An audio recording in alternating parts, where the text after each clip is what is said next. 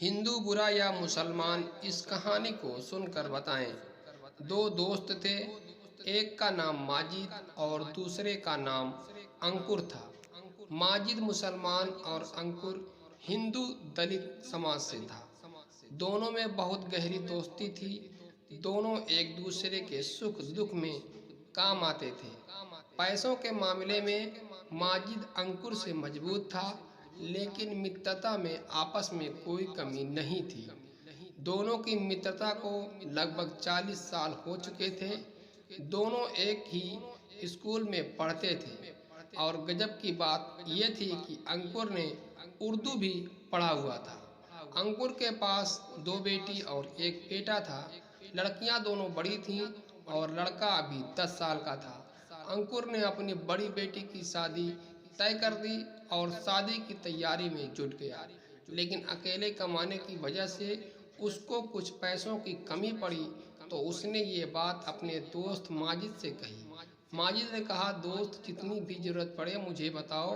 अंकुर ने जब ये बात माजिद के मुंह से सुनी तो उसके आंखों में आंसू आ गए। माजिद बोला, यार ये ठीक नहीं है। मैं तुम्हारा दोस्त हूँ और मैं ही अगर तुम्हारे काम नहीं आऊँगा तो कौन आएगा। अंकुर बोला, दोस्त, बस ऐसे ही आंसू आ गए, चल चाय पीते हैं। दोनों ने मिलकर चाय पी। फिर माजिद ने पूछा, बताओ कितने पैसे तुमको दे दूं। तो अंकुर बोला, 30,000। माजिद ने कहा, रुको मैं घर से आता हूँ। माजिद ने 10 मिनट बाद पैसे अंकुर को लाकर दे दिए और बोला कि टेंशन मत लेना, शादी धूमधाम से करो। अंकुर के बेटी की शादी हो गई। बेटी अपने ससुराल चली गई, लेकिन माजिद अब अंकुर के घर नहीं आता था, जिसका दुख अंकुर को बहुत हुआ, क्योंकि अंकुर ने माजिद को धीमी आवाज से कहा था कि मैं तुम्हें पैसे 4 माह में लौटा दूंगा। 4 माह बीत गए, लेकिन तो माजिद अंकुर के घर गया और हाल चाल पूछा तो अंकुर शर्म से सर झुका लिया। माजिद बोला, भाई चाय तो पिलाओ, इतना दिन हो गया और तुम इस तरह सर क्यों झुकाए हो।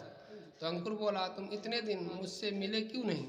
तो माजिद बोला, यार तुमको बार बार मेरे दिए पैसे न याद आए, बस इसलिए, और आज इसलिए आया हूँ कि अब 4 महीने पूरे हो गए हैं। अंकुर ने चाय पिलाई और माजिद के उसके पैसे वापस दिए, लेकिन माजिद ने पूछा, बेटी का क्या हाल है।